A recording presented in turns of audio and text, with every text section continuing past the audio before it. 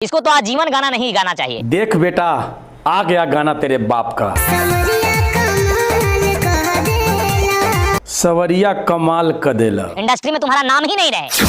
क्या कह रहा था तू? इंडस्ट्री में तुम्हारा नाम ही नहीं रहे। तुम्हारे जैसे कुत्ते के भौंकने से खेसारी लाल यादव का एक बाल भी बाका नहीं होगा। तुझे अगर सोचना है तो पौआ लाल के बारे में सोच। जिस दिन वो राजनीति में चला गया उस दिन के बाद क्या करोगे तुम?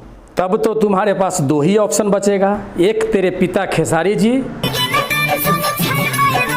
और दूसरा तुम्हारे चाचा टुनटुन यादव जी।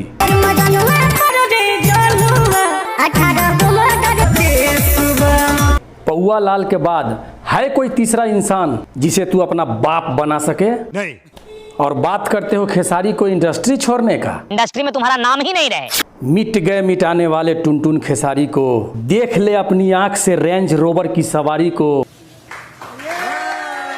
कभी बाप जन्म सपनों में भी नहीं सोचा होगा, तुझे हार कर बाप बनाना पड़ेगा टुनटुन खेसारी को।